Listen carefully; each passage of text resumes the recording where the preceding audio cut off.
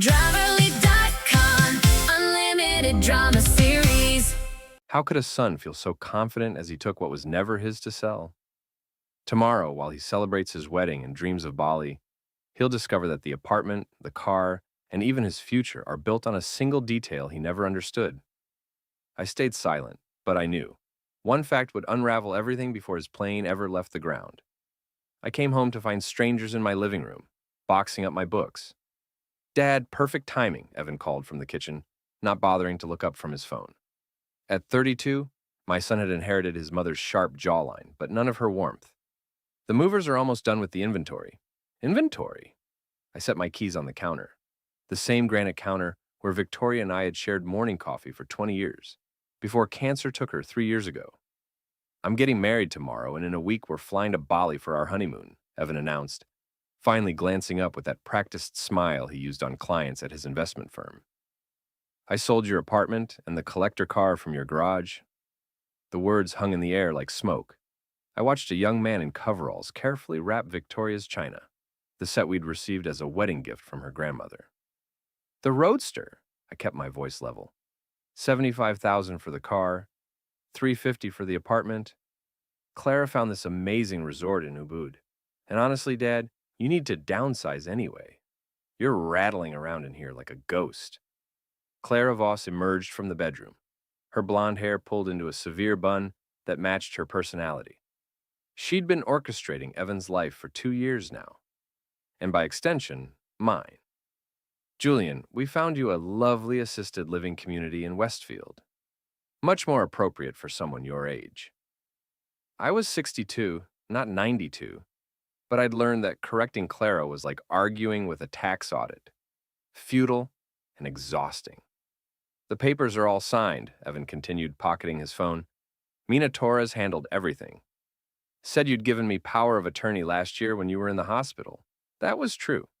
After my heart attack, Victoria's voice had echoed in my head. Take care of our boy, Julian. He's all we have left." I'd signed the documents thinking it was temporary, a safety net. I hadn't realized it was a noose. "And the car's buyer?" I asked. "Victor Lane, collector up in Millbrook. He's picking it up tomorrow after the ceremony." Evan's chest puffed with pride. "Drove a hard bargain, but I got him to pay cash." I nodded slowly, watching the movers work with practiced efficiency. They had no idea they were dismantling 40 years of memories, reducing a life to cardboard boxes and bubble wrap. "We should celebrate," Claire announced. "Dinner at Chez Laurent, our treat." The restaurant buzzed with the kind of quiet wealth that whispered rather than shouted. Crystal glasses caught candlelight, while servers glided between tables like well-dressed ghosts. Evan had invited his future in-laws, the Hendersons, along with Clara's brother Marcus and his wife Diane. "To new beginnings," Evan raised his wine glass, his voice carrying across our corner table. "And to Dad for finally letting go of the past." The table erupted in polite laughter. I sipped my water and studied their faces. Clara's satisfied smirk, the Hendersons' approving nods, Marcus and Diane's uncomfortable glances in my direction. "It's so wonderful when families support each other," Mrs. Henderson gushed. "Evan told us how you've been struggling since Victoria passed. This fresh start will be perfect for you." "The car alone was worth a fortune," Clara added, cutting into her salmon with surgical precision. "Julian had it just sitting in that garage, collecting dust. Such a waste." "What kind of car was it?" Marcus asked, trying to include me in the conversation. "A 1967 Shelby Cobra Roadster," I answered quietly. "Holy shit," Marcus whistled, then caught his wife's glare. "Sorry, that's a serious collector's item." "Exactly why it needed to go to someone who'd appreciate it," Evan said. Dad barely looked at it anymore. Just another reminder of Mom. The comment hit like a physical blow, but I kept my expression neutral. They didn't understand why Victoria and I had built that car together in our garage, spending 3 years restoring it from a rusted shell. They didn't know about the late nights when she'd hold the flashlight while I worked on the engine, or how she'd painted the racing stripes herself, tongue poking out in concentration. They especially didn't know what was hidden inside that car. My phone buzzed. A text from Mina Torres. "Let's talk soon. Urgent." "You're awfully quiet, Julian," Mrs. Henderson observed. "Are you excited about your new place?" I set down my fork and looked around the table at these people who decided my future without consulting me. I'm processing. Change is hard at your age, Clara said with mock sympathy. But you'll see. This is for the best. For the best. As if they were discussing a sick pet rather than a man's life. I excused myself to the restroom and called Mina from the hallway. Julian, thank God. We need to meet tomorrow morning. There are some complications with the paperwork Evan filed. What kind of complications? The kind that could make his honeymoon very interesting. Can you come to my office at 8? I glanced back at the table where my son was regaling the group with stories of his negotiation prowess. I'll be there. When I returned, dessert had arrived. Chocolate souffle that looked as artificial as the smiles around the table. We were just discussing the wedding photos, Clara said. I think it's best if you stay in the background tomorrow. We want to keep things elegant. Elegant. Code for your grief makes people uncomfortable. I nodded and took a bite of souffle. It tasted like ash. The garage felt like a mausoleum the next morning. Evan had already arranged for the Roadster to be transported to Victor Lane's showroom, leaving only an oil stain on the concrete where it had sat for 3 years. I ran my fingers along the workbench where Victoria and I had spent countless hours. Her reading glasses still sat in a small dish next to my socket set, as if she'd just stepped away for coffee. Couldn't sleep either? I turned to find Tommy Ellis in the doorway, holding 2 steaming cups. My old friend looked like he'd wrestled with his pillow and lost. Gray hair sticking up at odd angles, work shirt wrinkled. Heard about the car, he said, handing me coffee. Figured you might want company. Tommy had been my partner in the engineering firm for 15 years, before we'd both retired. He understood machines the way other people understood music, and he'd been the only one besides Victoria who truly appreciated what we'd built together. 75,000, I said, accepting the warmth of the mug. Jesus, that car was worth twice that, easy. What was Evan thinking? I didn't answer. Instead, I walked to the corner where Victoria's toolbox sat, painted powder blue, because she'd insisted tools didn't have to be ugly. Inside, beneath her favorite screwdrivers, I found what I was looking for, a manila envelope sealed with wax. What's that? Tommy asked. Insurance, I said, tucking it into my jacket. Come on, I need to see Mina. Mina Torres had been Victoria's best friend since law school, and the closest thing to family I had left. Her office occupied the top floor of a converted brownstone, all exposed brick and floor-to-ceiling windows that made her seem larger than her 5-foot frame suggested. Julian, thank God you're here. She gestured to a chair across from her mahogany desk, which was covered with legal documents and coffee-stained notepads. We have problems. How bad? The power of attorney Evan's been using? It expired when you were discharged from the hospital. Legally, he had no authority to sell anything. I felt something cold settle in my stomach. Meaning? Meaning the apartment sale is void. The new owners, the Kowalskis, they're furious. They've already put their own house on the market based on this purchase. Mina pulled out a thick folder. And the car? Julian, did you tell Evan about the prototype engine? No. Good. Because selling that car without proper documentation could land him in federal prison. She opened the folder, revealing blueprints I hadn't seen in decades. The Mercer-Torres hybrid engine, a revolutionary design Victoria and I had developed in our spare time, combining her legal expertise with my mechanical knowledge. We'd patented it just before her diagnosis, planning to license it to manufacturers after her treatment. Cancer had other plans. The engine's still classified as an experimental prototype, Mina explained. Export restrictions, federal oversight, the works. When Victor Lane tries to register the car for his collection, it's going to trigger every alarm in the Department of Commerce. I stared at the blueprints, remembering Victoria's excitement when we'd finally gotten the hybrid system working. She'd insisted we celebrate with champagne in the garage. Toast.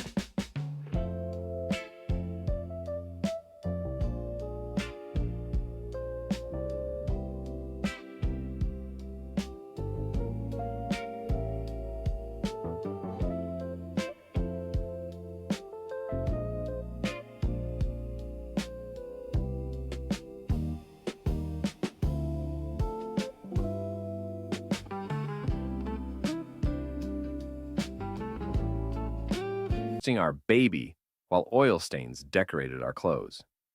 There's more, Mina continued. The car's title has a lien on it, tied to the patent.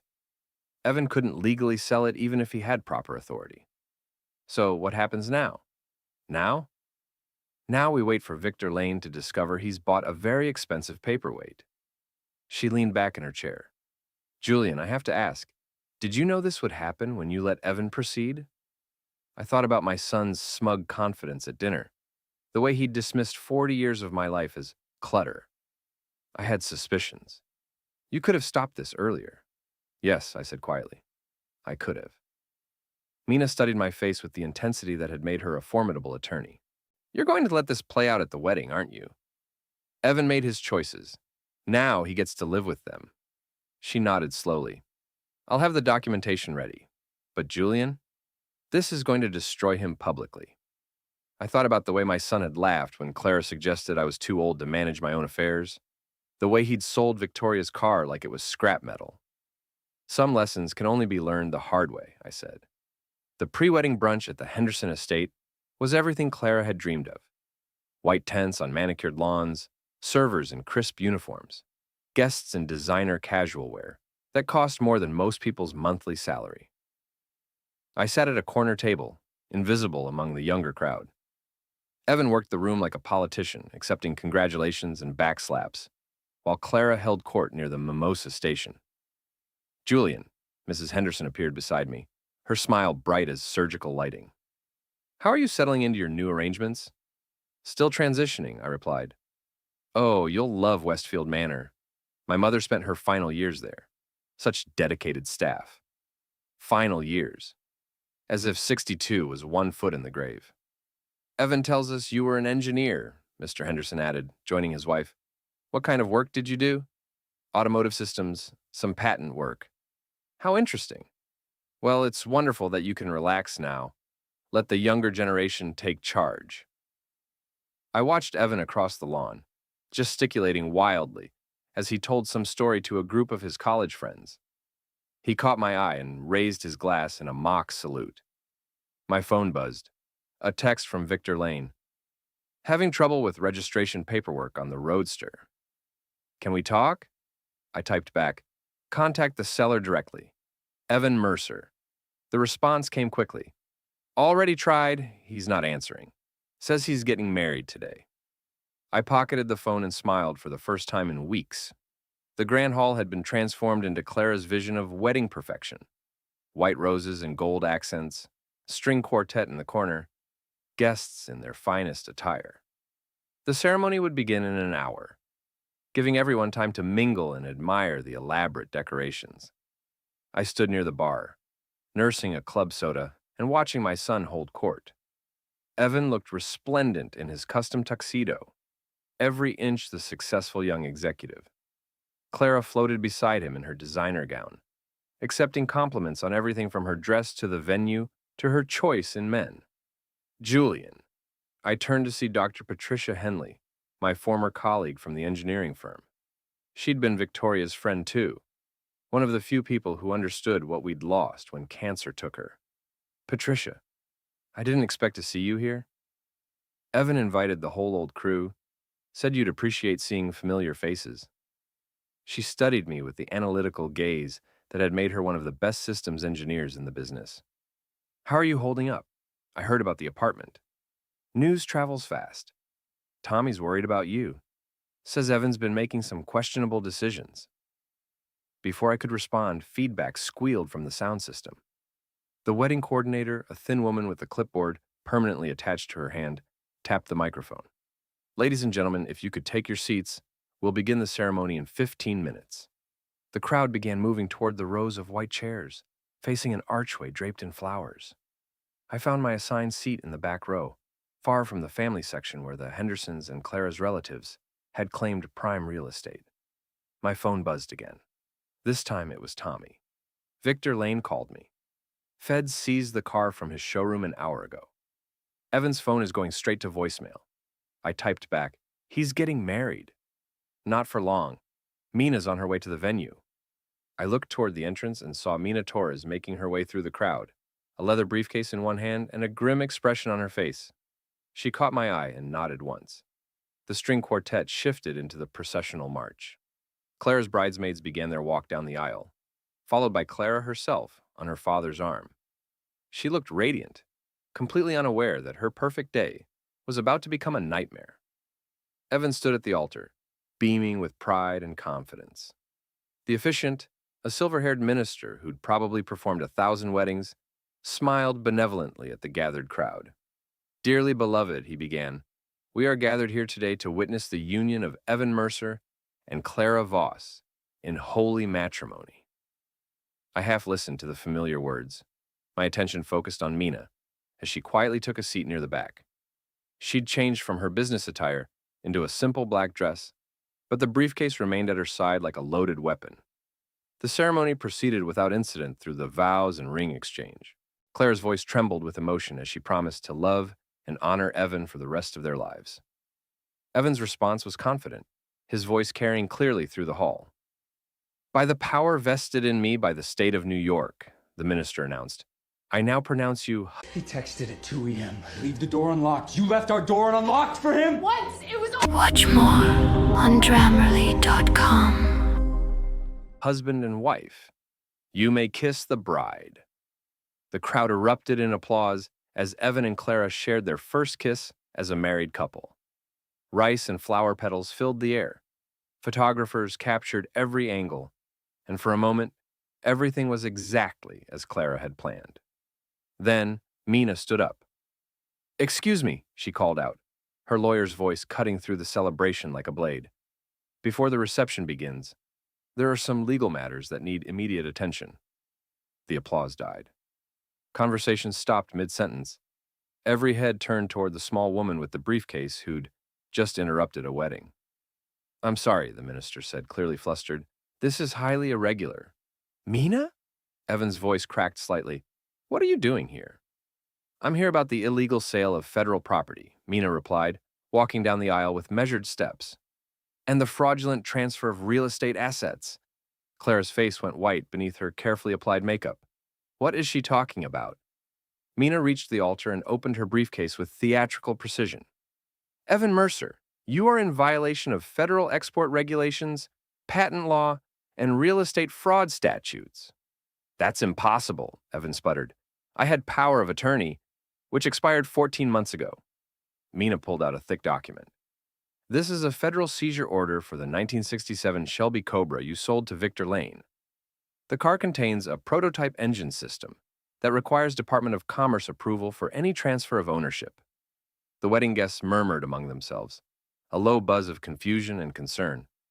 I remained seated, watching my son's face cycle through disbelief, anger, and the first flickers of panic. "And this," Mina continued, producing another document, "is a cease and desist order regarding the sale of 1247 Maple Street.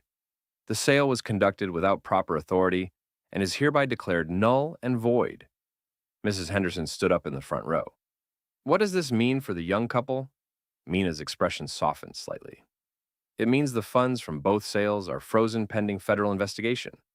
The apartment will revert to Julian Mercer's control, and the car is currently in federal custody." "Dad?" Evan's voice was small now, the confident executive replaced by a confused child. "Did you know about this?" I stood slowly, feeling the weight of every eye in the room. "I knew about the prototype engine, yes. Your mother and I designed it together. Why didn't you tell me? You didn't ask. You assumed an old man's possessions were yours to dispose of." Clara found her voice, though it shook with fury. "You did this on purpose. You sabotaged our wedding." "I did nothing," I replied calmly. "You sabotaged yourselves by taking what wasn't yours to take." The room erupted in chaos. Wedding guests pulled out phones to capture the drama. The Hendersons huddled in urgent conversation. And Clara's bridesmaids looked like they wanted to disappear into the floor. "The honeymoon," Clara whispered, the reality finally hitting her. "Our flights to Bali will have to be canceled," Mina confirmed, "along with any other plans that depended on those funds." Evan's face had gone from white to green. "How much trouble am I in?" "That depends on how cooperative you are with the federal investigation," Mina replied, "and how quickly you can make restitution to the parties you've defrauded." I walked down the aisle toward my son, my footsteps echoing in the suddenly quiet hall. When I reached the altar, I pulled out the manila envelope Victoria had left in her toolbox. "This is a letter your mother wrote before she died," I said, offering it to Evan. "She asked me to give it to you when you were ready to understand what family really means." Evan's hands shook as he took the envelope. "Dad, Read it later," I interrupted. "When you've had time to think about the choices you've made." I turned to address the room full of guests, many of whom were still recording with their phones. "Ladies and gentlemen, I apologize for the disruption. There will be no reception today. The bar is closed, and I suggest you all go home." As the crowd began to disperse in confused clusters, I walked back to where Tommy and Patricia were waiting. "Brutal," Patricia murmured. "Necessary," Tommy replied. I looked back once to see Evan and Clara standing alone at the altar, surrounded by flower petals and shattered dreams. Clara was crying, mascara streaking down her cheeks, while Evan stared at the envelope in his hands like it might explode. "Come on," I said to my friends. "Let's go get some real food." The diner was a world away from the grand hall's elegance: cracked vinyl booths, fluorescent lighting, and coffee that could strip paint. But it was honest in a way that Clara's perfect wedding had never been. Tommy slid a piece of apple pie across the table to me. "So, what happens now?" "Now Evan learns that actions have consequences," I replied, cutting into the pie with a plastic fork. Patricia shook her head. "I still can't believe he tried to sell the Mercer Torres prototype. That engine was revolutionary." "Still is," I corrected. "The patent doesn't expire for another 12 years. My phone had been buzzing constantly since we left the venue. Calls from Evan, Clara, the Hendersons, even some of the wedding guests, who apparently thought they deserved an explanation. I'd ignored them all. "Julian," Tommy said carefully, "you know this is going to get messy, right? Federal investigations, family drama, media attention if someone recorded the right moment." I thought about the phones that had been pointed at the altar, capturing every word of Mina's announcement. By tomorrow, the story would probably be all over social media. Wedding interrupted by federal agents or something equally sensational. "Let it get messy," I said. "I'm tired of keeping other people's secrets." Patricia leaned forward. "What was in Victoria's letter?" I'd read it the night before, sitting alone in my hotel room while strangers slept in my bed and ate off my dishes. Victoria's handwriting had been shaky from the chemotherapy, but her words were clear. "My dearest Julian, if you're reading this, it means our boy has forgotten the values we tried to teach him. I know you'll want to protect him from the consequences of his choices, but sometimes the greatest act of love is letting someone fall. The car isn't just metal and memories. It's proof that we built something lasting together. Don't let anyone diminish that legacy, not even our son. Be strong, my love. Be proud. And remember that family isn't just blood. It's the people who stand by you when the world falls apart. All my love, Victoria." She knew, I told Patricia. Even before she died, she knew Evan was heading down the wrong path. "Smart woman," Tommy said. "Oh, always was." The diner's bell chimed, and I looked up to see Mina Torres walking toward our booth. She'd changed out of her black dress into jeans and a sweater, looking more like the woman who'd been Victoria's maid of honor than the legal assassin who'd destroyed a wedding. "Mind if I join you?" she asked. "Please," I said, sliding over to make room. The waitress brought Mina coffee without being asked. Apparently she was a regular here too. "So," Mina said, wrapping her hands around the warm mug, "that was satisfying in a deeply unprofessional way." "Any word from the feds?" Tommy asked. "Victor Lane is cooperating fully. He had no idea about the prototype engine. Thought he was buying a standard restoration. The car's been impounded pending investigation, but he'll get his money back. And the apartment? The Kowalskis are furious, but they understand they were victims too. They'll sue Evan for damages, of course. Moving expenses, hotel costs, the loss on their own house sale." I did some quick math in my head. Even if Evan liquidated everything he owned, he'd still be financially ruined. "What about criminal charges?" Patricia asked. Mina's expression grew serious. "That depends on how the federal prosecutor views intent. If they believe Evan genuinely didn't know about the engine's classification, He might escape with fines and restitution. If they think he was trying to circumvent export regulations, prison, I finished. Minimum 5 years, probably more. We sat in silence for a moment, the weight of Evan's situation settling over the table like fog. He called me 17 times in the last hour, Mina continued. Clara's called 12 times. I think reality's starting to sink in. Good, I said, and meant it. Tommy raised an eyebrow. You really are done with him, aren't you? I thought about the question seriously. Was I done with my son? Or was I finally ready to let him grow up? I'm done enabling him, I said finally. There's a difference. Mina nodded approvingly. Victoria would be proud. Victoria would have handled this better than I did. Victoria would have done exactly what you did, she corrected, just with more crying. That made me smile for the first time all day. The hotel room felt like a sanctuary after the chaos of the day. I'd checked into the Marriott downtown, using my own credit card for the first time in months.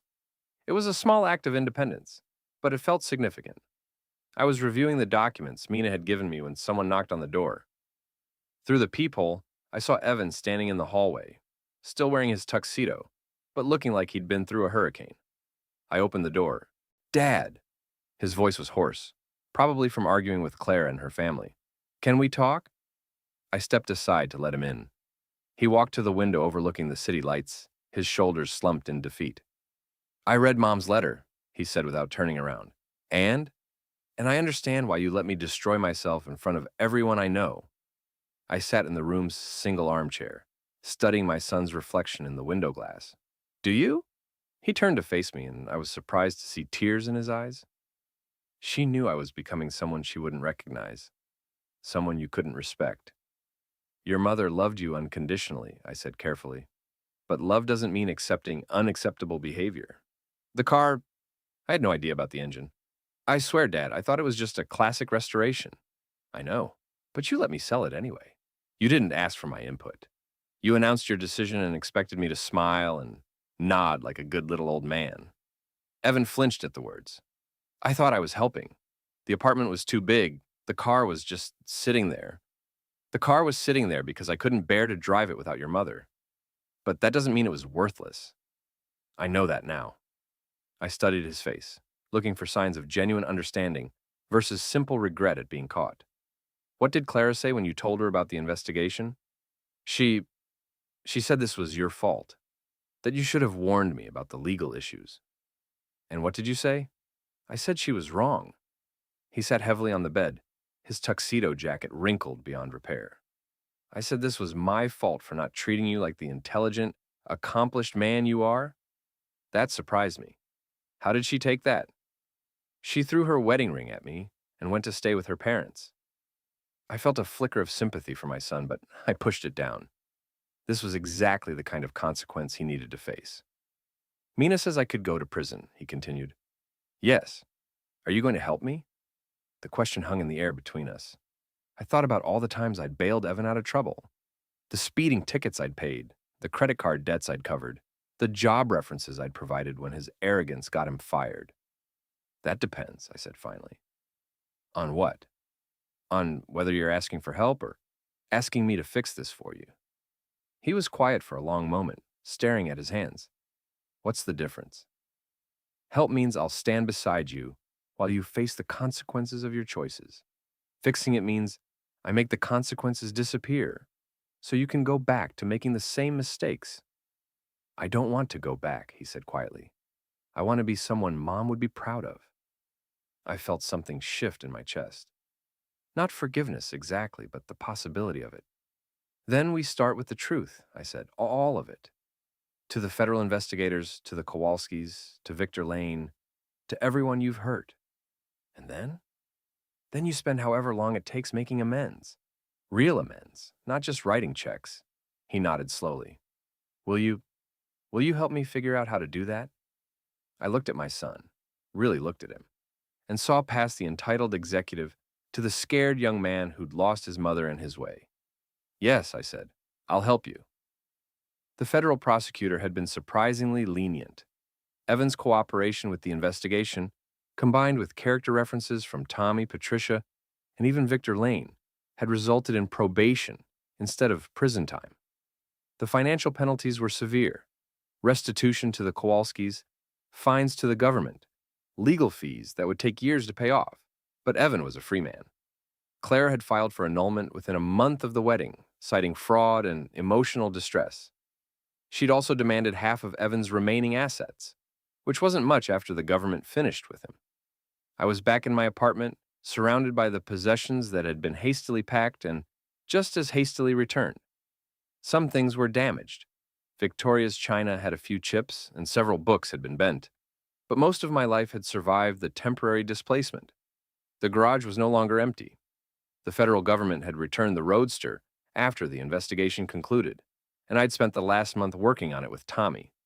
We'd removed the prototype engine, replacing it with a period-correct 427 that would let me actually drive the car without triggering international incidents. "Hand me that torque wrench," Tommy said from under the hood. I passed him the tool and stepped back to admire our work. The car looked exactly as it had when Victoria and I first restored it, but the memories felt different now. Less painful, more celebratory. "Evan's here," Tommy announced, looking toward the garage door. My son walked in wearing work clothes instead of his usual suits. He'd taken a job at a local automotive shop, using skills I'd taught him as a teenager, but that he'd forgotten during his climb up the corporate ladder. "How's she running?" he asked, nodding toward the Roadster. "Like a dream," I replied. "Want to take her for a spin?" Evan's eyes widened. "Are you serious?" "Your mother always said this car was meant to be driven, not displayed." I tossed him the keys, and for the first time in 3 years, I climbed into the passenger seat of the car Victoria and I had built together. Evan started the engine, and the garage filled with the